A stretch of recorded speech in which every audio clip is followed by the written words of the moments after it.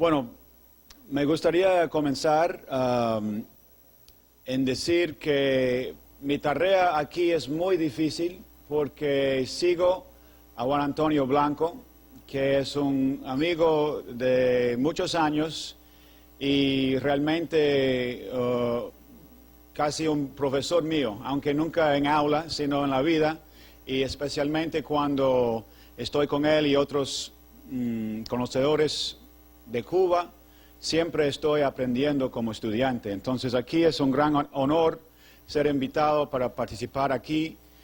No sé seguro, pero creo que soy el único yanqui entre el grupo y para mí es especialmente un honor poder compartir mis observaciones, mis estudios sobre Cuba.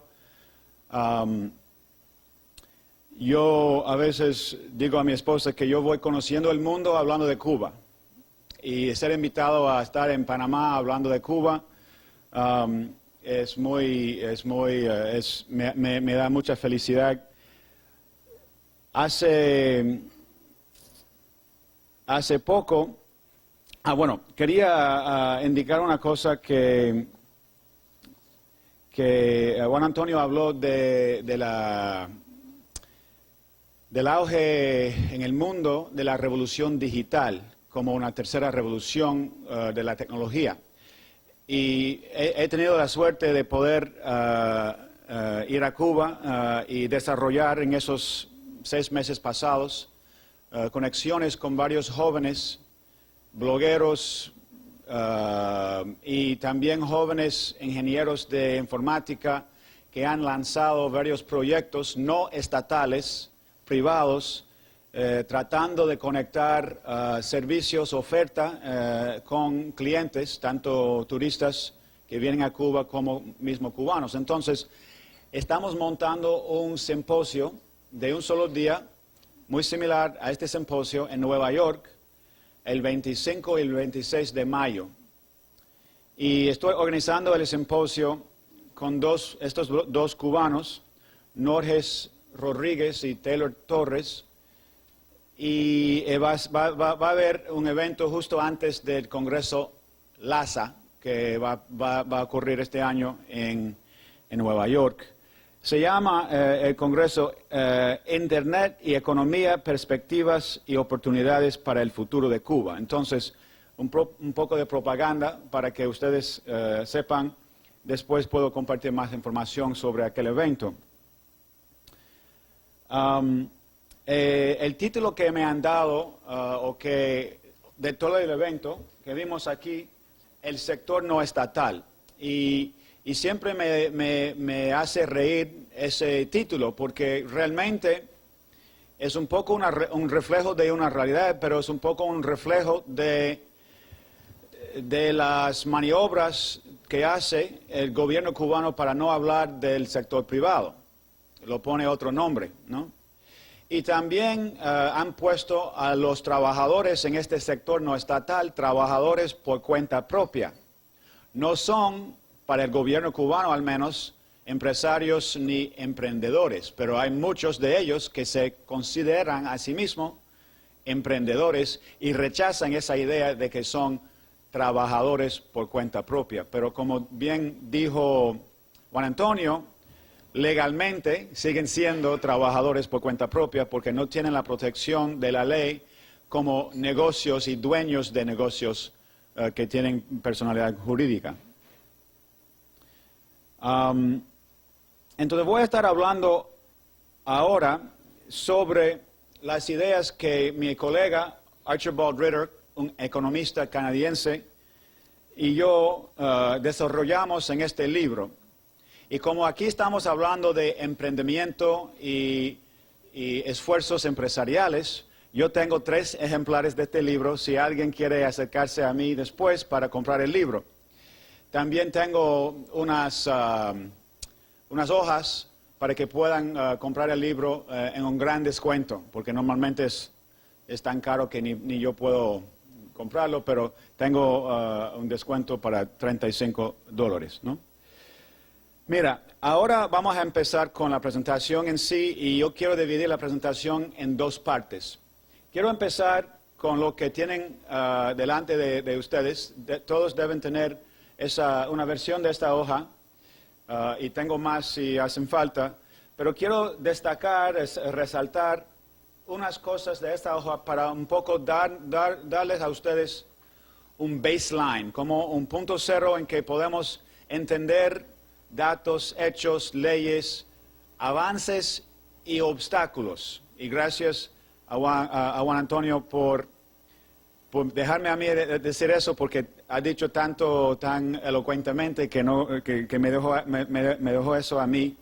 Ahora, entonces, este es un fact sheet que hice junto a unos colegas en Estados Unidos, especialmente un colega cubano-americano con el nombre John McIntyre, aunque ese es su nombre, es cubano-americano, y él es el presidente de un grupo que se llama Cuba Emprende Foundation, y hay una organización no gubernamental auspiciada por la Iglesia Católica en Cuba que se llama Cuba Emprende.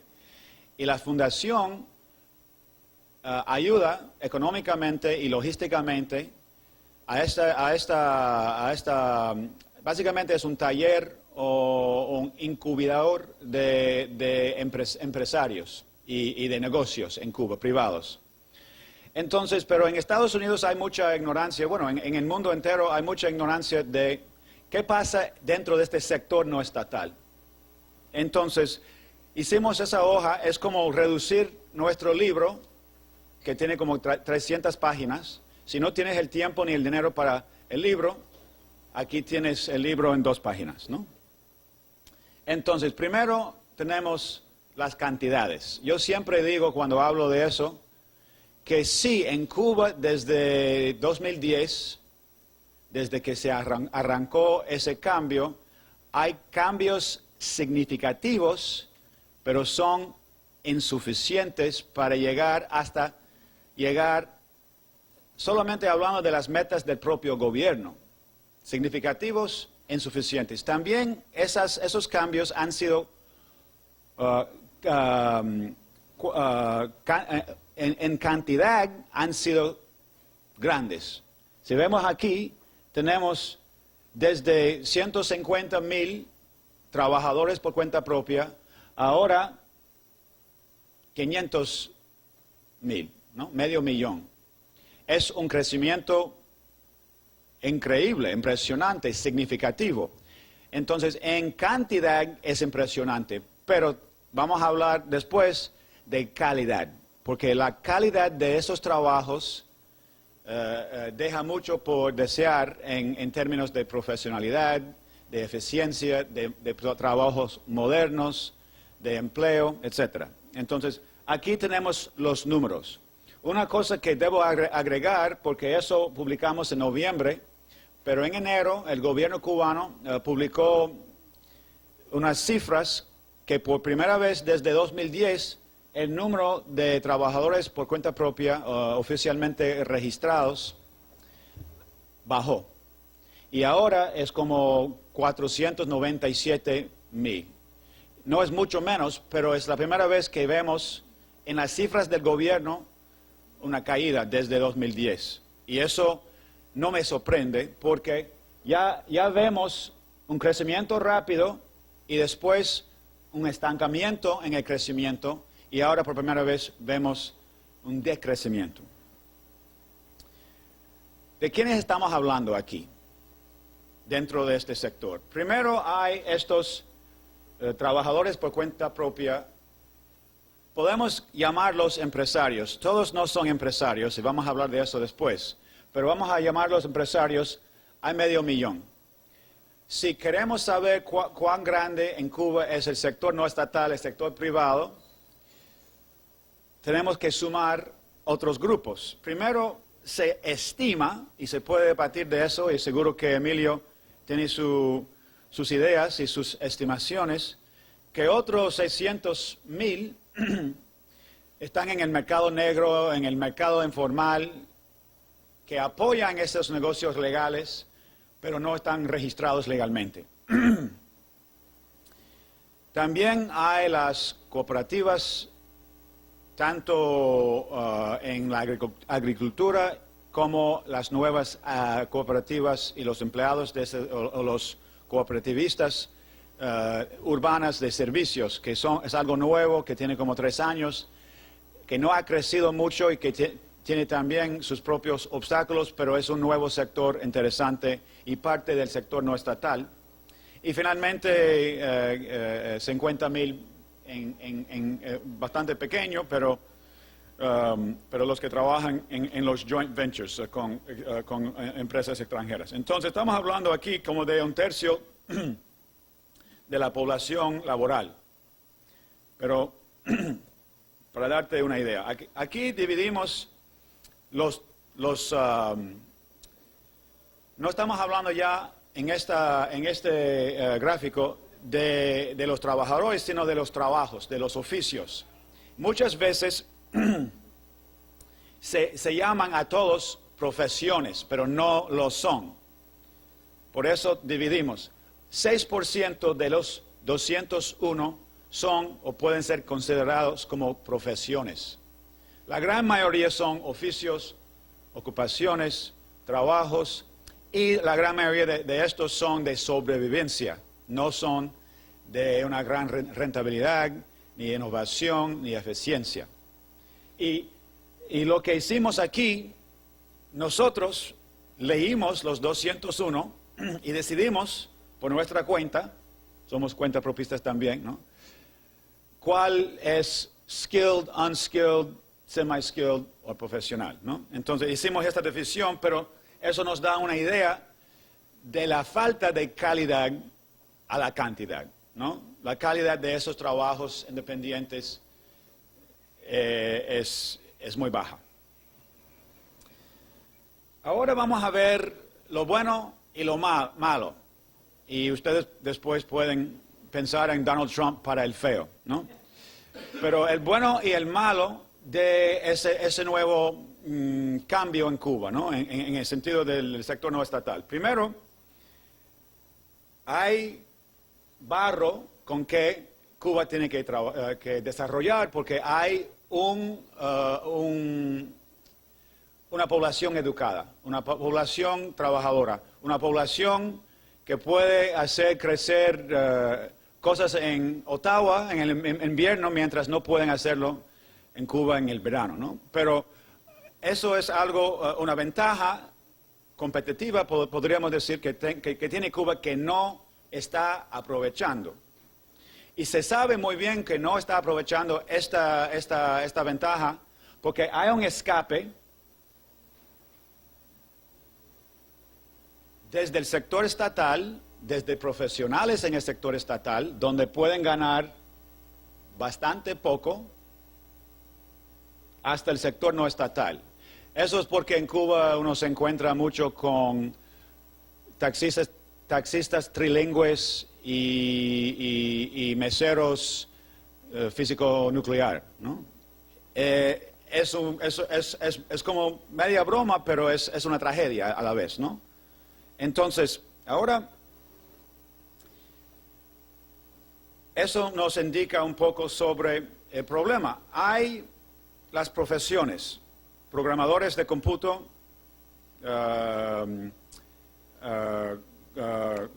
contadores, traductores. También hay licencia ahora para como antes se llamaban corredores de permutas. Ahora ya no tienen que llamarse así, pero hacen lo mismo. Son como agentes de bienes raíces y pueden tener una licencia para hacer eso. Arte, música, etcétera. Tutores. Y ahora hubo hace poco un artículo muy interesante de Reuters, creo, o no me acuerdo bien quién escribió el artículo, pero muy interesante, sobre una revolución en la educación cubana en que se está privatizando mucha actividad a través de las cooperativas. Y hay cooperativas de maestras que dan clases en muchos sectores, y para entrar en las universidades y para aprobar los exámenes de entrada, muchos cubanos tienen que pagar el sector privado, los tutores, para que los niños puedan estar listos para las pruebas, ¿no? Pero hay sectores donde no han dejado, no han abierto estos sectores al sector privado porque el gobierno quiere preservar su monopolio, tanto en la medicina, en la educación, obviamente, si podemos hablar de otros sectores. Entonces, ingenieros, abogados, arquitectos. Eso no es decir que no hay arquitectos privados en Cuba. Lo que pasa es que los arquitectos privados muchas veces tienen una licencia por cuenta propia de albañil. Y bajo albañil hacen muchas cosas. Pero son titulados y saben, y tienen el conocimiento y el entrenamiento y el título de un arquitecto, pero no hay licencia para arquitecto en Cuba, ¿no? Al final de mi presentación voy a tocar el tema un poco más profundo sobre el mundo de la tecnología y lo que están haciendo cubanos, ingenieros de cómputo, programadores de computadoras. Muchas de esas personas son graduadas de la UCI, la Universidad de Ciencias Informáticas, pero hay un problema aquí porque se gradúan muchos, pero no hay trabajos con el Estado para todos. Entonces hay una presión para muchos para irse del país usando su educación, buscando su futuro. Pero hay otros que han sido muy creativos dentro del contexto cubano, que es mayormente un contexto offline, pero han creado aplicaciones para teléfonos móviles, han creado sitios web, y estas cosas son muy populares entre el pueblo cubano, aunque esas personas no tienen la misma facilidad del resto del mundo de usar esas tecnologías en la misma manera que usemos nosotros. Un gran problema que mencionó antes Juan Antonio es la tasa de penetración de Internet en Cuba. Yo diría que es 5%. Si estamos hablando de penetración y velocidad que se encuentra en el resto del mundo. El gobierno dice que es 27%, pero aún aceptando 27% sigue siendo muy, muy bajo en relación al resto del mundo, ¿no? El precio es muy alto, aunque hay que reconocer que ha bajado. Antes costaba como $4.50 la hora, ahora cuesta $2.50 la hora, ¿no? Para una hora de conexión. Ahora han abierto estos puntos Wi-Fi. Aquí traigo 2 tarjetas de Wi-Fi que compré en Cuba hace unos meses y los usé. Es un poco frustrante porque no te cobran por los datos que uno usa, sino por el tiempo. La conexión es bastante mala, entonces uno va pagando sin usar nada porque la conexión a veces se va. Y si uno está en un punto Wi-Fi donde hay muchas personas, el señal es muy débil, ¿no? Y no hay con quién reclamar si uno siente estafado, ¿no? Entonces, pero yo creo que el gobierno cubano tiene, o al menos el Texas, tiene sentido de humor, porque pusieron aquí una mujer haciendo yoga, como Buda, buscando la paciencia porque está esperando la conexión, ¿no? Entonces, aquí hago un poco de show and tell, entonces ustedes pueden mirar esas cosas que son como reliquia de la Cuba actual, ¿no?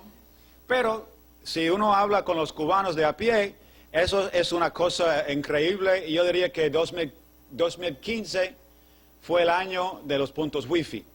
Y eso va aumentando y hay otros proyectos pilotos que van a hacer para por primera vez dejar cubanos tener internet en casa a precios muy altos en barrios específicos y zonas turísticas, pero es otro paso que tenemos que observar.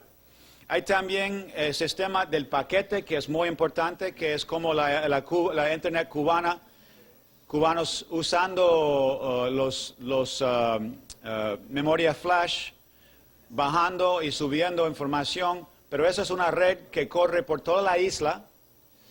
Es una red donde hay varios grupos que empaquetan un paquete semanalmente, y este paquete se comparte comprando, ¿no? a través de toda la isla y contiene revistas, videoclip, películas, televisión. No contiene propaganda enemiga, lo que el gobierno llama propaganda enemiga, porque los del paquete no son legales, pero son tolerados. Entonces, hay una regla: no politics and no pornography. No política y no pornografía. Para que no estén cerrados, ¿no? Pero es algo que es una alternativa, y yo diría que ya no es alternativa, es la vía principal para el cubano de a pie acceder a información, entretenimiento, noticias, y realmente ahora cada vez más la oferta estatal a través de la televisión es la alternativa a lo que es realmente el plato fuerte. Aquí estamos enfocando en yo diría que los tres más conocidos y quizás más exitosos sectores del trabajo por cuenta propia en Cuba: la gastronomía, especialmente paladares dentro de la gastronomía, las casas particulares y el transporte. Ahora, si estamos mirando las actividades divididas por tipo de actividad, podemos ver que la actividad más popular son ¿cómo se llama? La gastronomía, ¿no? 11%. Es un solo sector que tiene 11%. Después, agentes de telecomunicación que pueden vender esas tarjetas, reparar un celular, etcétera. También las casas particulares y el transporte. Estos cuatro son los más importantes si hablamos de cantidad de licencias y cantidad de trabajadores. Después agrupamos los otros en grandes categorías, pero siempre en los reportajes del gobierno desde 2010 y hasta desde antes, cuando existía el trabajo por cuenta propia bajo Fidel, estos siempre eran los más populares. Bueno, ahora eso es para guiarte un poco. Ustedes pueden mirar eso con más tiempo, con más calma. Lo que quiero hacer ahora es pasar a mis...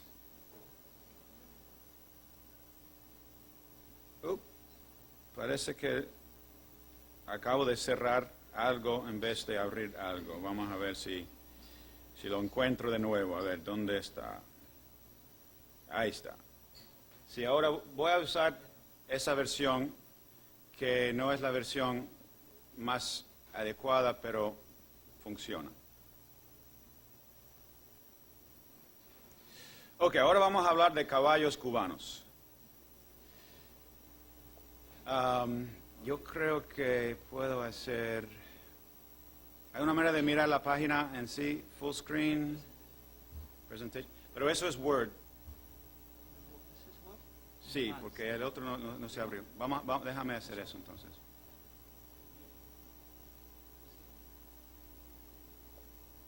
Bueno, seguimos.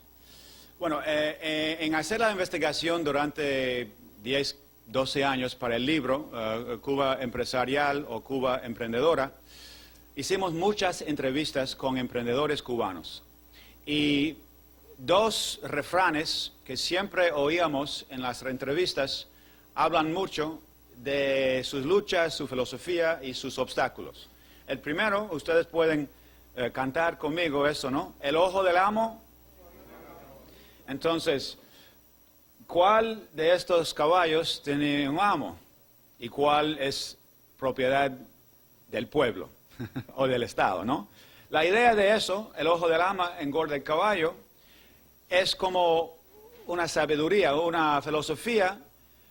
¿Cuál es el resultado de un régimen de propiedad y cuál es el resultado de otro, ¿no? Después oímos esto: el que tenga tienda, y si no, que la venda.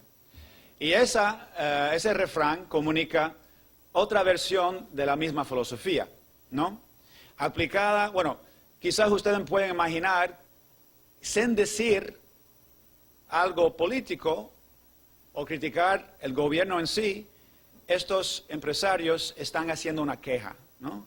Y la queja es que el gobierno es el dueño de todo, pero no los usa, no saca rentabilidad, eficiencia, productividad de esas tiendas que maneja mal. Entonces, el consejo es ¿qué deben hacer con esas tiendas?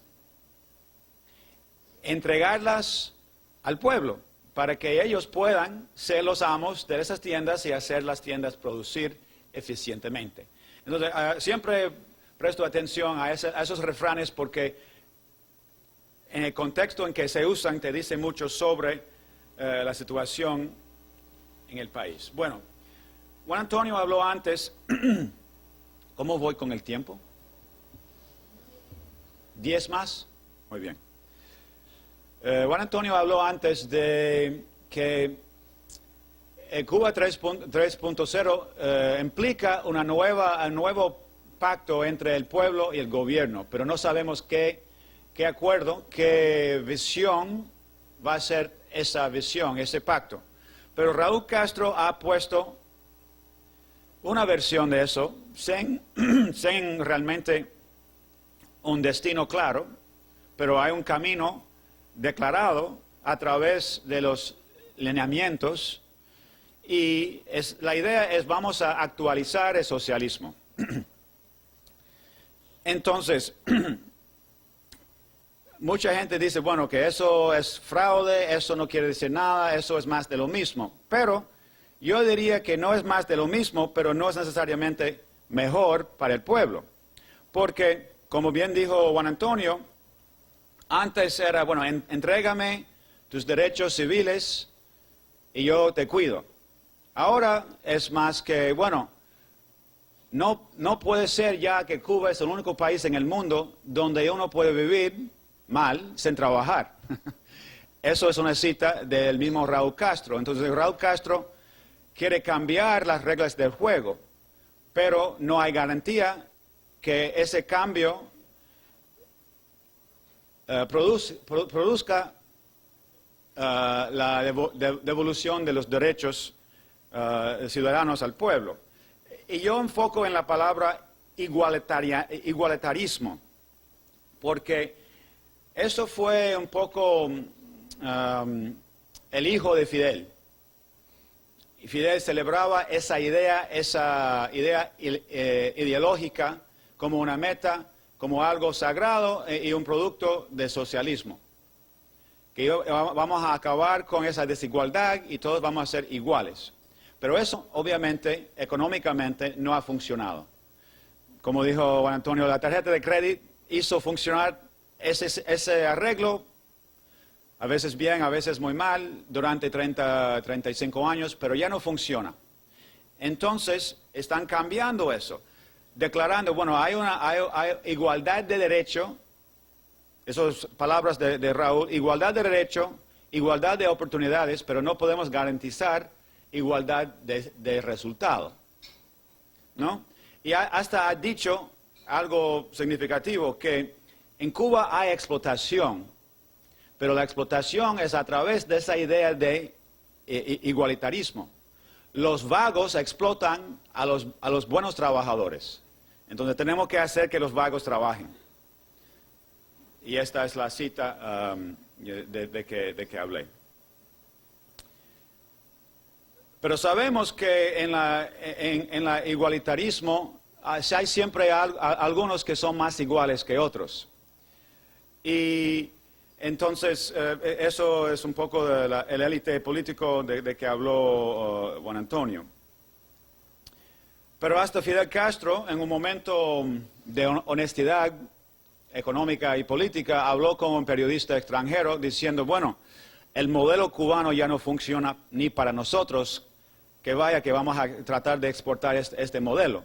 Después trató de decir que Goldberg, el periodista norteamericano, le malinterpretó, pero fue 2 semanas después de esta declaración cuando anunciaron el gran cambio y la apertura para el trabajo por cuenta propia. Eso fue en septiembre de 2010.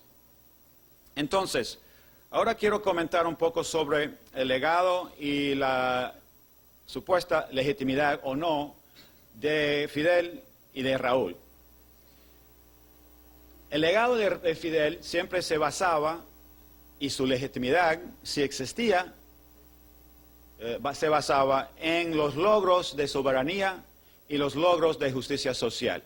Podemos discutir después si son realmente logros, pero eso fue el cuento que a través de que celebró el proceso revolucionario, el mismo gobierno y muchos extranjeros viendo la revolución siguen hablando de esas dos cosas, ¿no? Pero eso ya no es suficiente. Raúl sabe que su legado y su legitimidad se basan primero en un esfuerzo de tratar de o preservar o al menos no perder todos de los logros ya alcanzados. Pero él sabe que él tiene que enfocarse día, mediodía y noche en la economía. Su legitimidad se basa o se pierde en el manejo de la economía. Ahora quiero hablar de eufemismo. ¿Sí? La idea es el manejo de palabras en Cuba sobre el sector no estatal. Y aquí hago como un balance entre una visión de este sector, quizás del pueblo o de lo que decimos en inglés, de los grassroots, de los mismos empresarios, como ellos ven lo que están haciendo, y el marco, tanto legal como sintáctico, que da el gobierno. Yo siempre pongo el mambo económico de Raúl porque hay cosas que son positivas, pero después hay cosas para controlar esos cambios positivos. Entonces, prisa y pausa. Sin prisa, pero sin pausa. Esa idea de que queremos cambiar las cosas, pero no queremos perder control, arruinar, abandonar el sistema, el socialismo, se encuentra en todos los movimientos y supuestas reformas o cambios económicos. El mismo gobierno nunca usa la palabra reforma, es muy importante señalar eso. Empezando con cuenta propista, una cuenta propista no es, y otra cosa del título de mi intervención, habla de pymes. Una cuenta propista en la gran mayoría de los casos no es un pyme. Un pyme es otra cosa. Pueden soñar a ser pymes y hay algunos pymes entre ellos, pero legalmente no son pymes. Es una distinción muy importante. Pero el gobierno quiere llamarlos legalmente cuentapropistas, no emprendedoras. Hace un par de años, en las reuniones que tenemos en Miami cada agosto, de la Asociación para el Estudio de la Economía Cubana, invitamos a 5 cuentapropistas, mujeres, y tuvimos una sesión en que ellas podían hablar de sus esfuerzos en montar un negocio en Cuba, en la nueva Cuba, donde hay más espacio para eso. Pero me tocó a mí presentarlas a ellas al público, y yo les dije, bueno, son cuentapropistas y hacen tal cosa y sus nombres, y me dijeron, no. ¿Y qué pasa? Me dijeron, no somos cuentapropistas. Y yo dije, bueno, por eso están aquí, ¿no? No, somos emprendedoras. No queremos que nos presentaras como cuentapropistas. Eso es una etiqueta del gobierno, pero realmente tenemos una visión distinta de lo que somos. Porque cada palabra tiene una implicación distinta, ¿no? Como dije, reformar la economía o hacer reformas no es el vocabulario es actualizar el modelo socialista. Y el mismo evento en que estamos, el sector no estatal o es el sector privado. ¿De qué estamos hablando? Por primera vez en 4 años y medio, en septiembre, octubre, fui a Cuba, invitado por unos jóvenes al Congreso sobre Economía e Internet, Y al final del congreso de seminario fue en la embajada de Noruega, entonces algo independiente, pero abierto y un buen intercambio de ideas ahí. Al final, un colega mío estaba presente y él, hablando a todas las personas mayormente jóvenes, emprendedores presentes en la sala, él estaba sintiendo su frustración, porque están tratando de montar negocios sobre la tecnología, pero están luchando contra muchas leyes, obstáculos, dentro del contexto de apertura relativa. Y él dijo, bueno, parece que ustedes están frustrados, pero yo recomiendo que tengan paciencia. Oye, que querían matarle a este tipo. Bueno, el tipo no era cubano, entonces no entendía bien la frustración. Era un puertorriqueño que tenía esa idea de que, bueno, con más esfuerzo pueden lograr algo. Entonces ellos dijeron, no, ya estamos hartos de la paciencia, lo que sí tenemos es persistencia. Entonces ellos también tienen esa idea del vocabulario. Aquí tengo otro gráfico que no voy a mencionar porque ya pasamos los gráficos de números. Algunas cosas positivas. Primero, en el pasado, es importante recordar que el trabajo por cuenta propia en Cuba no empezó en 2010. No empezó en 93. Empezó por primera vez en 78. Pero realmente cuando tenía su primer gran experimento fue entre 1993, bajo Fidel Castro, y más o menos terminó este experimento ya para 2005. Cuando hacemos una comparación entre las políticas de Fidel y las políticas de Raúl, vemos que hay cosas que han cambiado para lo mejor. Es muy fácil, o relativamente mucho más fácil ahora, conseguir una licencia para trabajo por cuenta propia. Hay más opciones en que montar un negocio. No mucho más, antes fue como 150, ahora son 201, pero hay más. La política de impuestos es mejor, no es nada perfecto, pero es mejor. Y por primera vez desde 68, uno puede emplear a otro cubano. De hecho, 20% o 100,000 personas dentro del sector no estatal de trabajo por cuenta propia son contratistas empleados por otros negocios. Entonces es un poco equivocado decir que hay 500,000 de empresas, porque hay empresas que dan trabajo a otros, 20% son empleados. Esos son como avances. Pero todavía estamos en una situación, y voy a solo indicar esta cita de mi amiga que escribió un artículo en el New York Times diciendo, bueno, uno puede abrir un negocio como un payaso para fiestas, pero no como abogado. Uno puede abrir un bar, pero no una clínica privada. Y eso realmente capta el avance, el mambo hacia adelante, pero los obstáculos que quedan. Hay también en esa lista de 201 oficios cosas ridículas medievales, ¿no? Sí, bueno, ya pueden ver ahí esas. Y esas no son mis palabras, son tomadas las definiciones de los oficios en la lista de 201. Si hay muchos así, cada uno así resta de la lista uno que podría ser algo profesional, eficiente, productivo.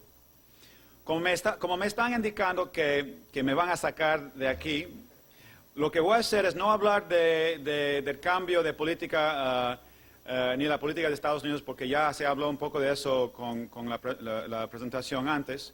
Lo que quiero hacer ahora es terminar con los jóvenes que están abriendo negocios usando la tecnología. Este joven, 6, 8 años, está graduado de la Escuela de Diseño Gráfico y él es programador de sitios web, y su gran trabajo y su gran éxito hasta ahora ha sido una aplicación y un sitio web a la mesa. A la mesa es la versión cubana de un directorio como OpenTable o como Yelp, donde él cobra a los paladares para poner en su aplicación información, un afiche para cada negocio, y eso ya es disponible al público gratis. Bueno, hay toda una historia de cómo un cubano en Cuba puede usar un teléfono inteligente que tenga aplicaciones, pero es muy común ya en Cuba, aunque los cubanos no tengan típicamente teléfonos inteligentes que están conectados al Internet. Y me encanta el lema él se llama John Diner Gutiérrez. John Gutiérrez. El sueño se hace a mano y sin permiso. Yo no sé si con este sin permiso le van a quitar la licencia, pero te da una idea de la perspectiva y la filosofía de esos jóvenes. Hay dos otros ejemplos. Este es un ejemplo y hay otro ejemplo que se llama Conoce Cuba. Originalmente se llamaba Conoce Habana, pero ya expandieron durante las 3 o 4 años ya de existencia, y ahora se llama Conoce Cuba porque tienen esta aplicación de Conoce Cuba. Hace lo mismo que hace A la Mesa, pero no enfoca solo en restaurantes, paladares, sino en todos los servicios privados de la isla. Ponen ahí y pueden ver ahí que hay los afiches y puedes entrar ahí y ver, bueno, si yo quiero tener o arreglar mi fiesta de 15 para mi hija, ahí puedo encontrar ofertas, precios, y estas aplicaciones lo que tienen, que es algo muy interesante, están offline, no están conectados a Internet, pero son teléfonos, y teléfonos tienen celulares, y tienen que estar conectados ¿a qué? A las torres de señal de teléfono. Los teléfonos tienen la tecnología sin Internet de geolocación. Entonces, ellos tienen adentro de los teléfonos inteligentes mapas y pueden poner tu ubicación en el mapa y la ubicación del negocio que quieres encontrar. Entonces, es un poco como estar online, pero estando offline. Entonces, es un invento que han hecho estos jóvenes cubanos para reflejar lo que oferta la tecnología sin tener acceso a Internet como tendremos nosotros. Para terminar, lo que me gustaría hacer es lo siguiente. Si funciona bien el Internet aquí, ya abrí y si hay sonido. ¿Esto está conectado al sonido? ¿O podemos poner sonido? Porque lo que tengo aquí es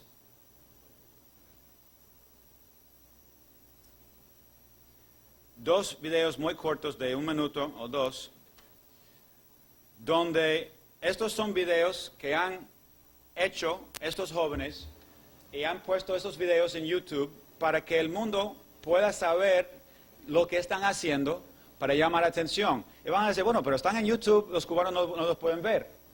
Pero obviamente pueden bajar los videos de YouTube y compartirlos en el paquete semanal. Entonces,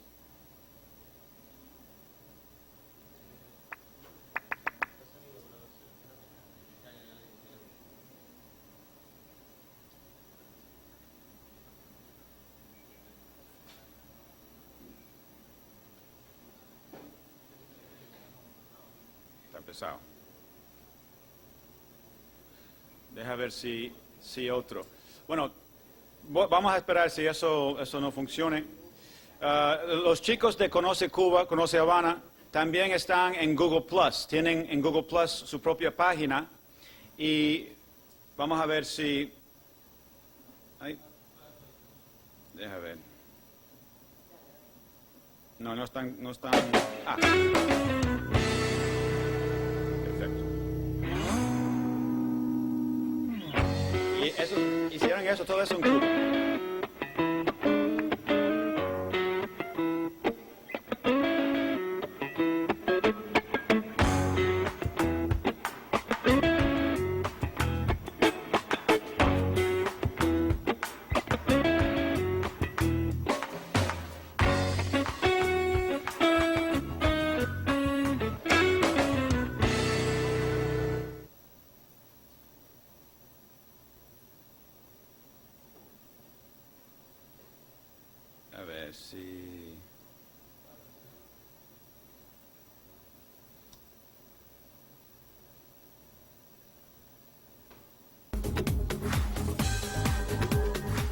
Ubicado en la calle Jorge número 155, entre La Gueruela y Gertrudis, en La Víbora, resalta por la máxima calidad de sus servicios. Este es un spot que hicieron, es una propaganda para uno de los negocios que están en la aplicación. Su nombre es referencia de suerte para su propietario Alberto Lara, especialista en gastronomía.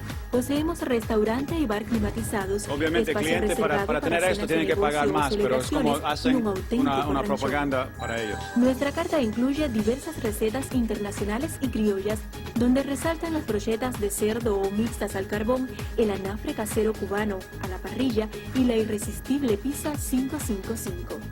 Para reservar, contáctenos vía telefónica. Seguro que les está dando hambre, voy a parar eso ahí y a ver si esto funcione, terminemos con...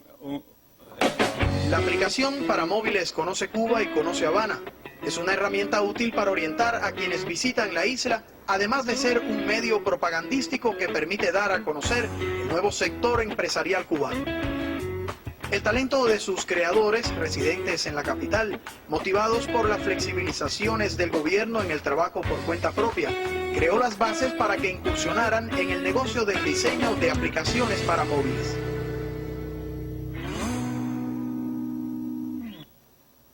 La aplicación surge a partir de lo que mueve la mayoría de los inventos de la vida cotidiana y de la historia del mundo, la necesidad. Bueno, Conoce Cuba surge bastante espontáneo para mí, ¿no? Eliezer, el otro fundador de Conoce Cuba, venía manejando la idea, la cual tampoco conocía, pero la había manejado en su momento de estudiante, había tenido otra visión y un día... se nos ocurre decir, después que me gradúo, me viene la idea a la mente de, bueno, si no está, pues la vamos a hacer. Me dice, Pablo, tengo esta idea en mente. Hay la necesidad en Cuba de crear una aplicación, un lugar para que las personas puedan buscar toda la información que le hace falta hoy y no la tenemos. Y nada, salió por la puerta que se iba para la escuela. Salgo, pienso un segundo y miro. Abrió la puerta y me dijo, vamos a hacerlo. Ok, vamos a terminar ahí. Muchas gracias.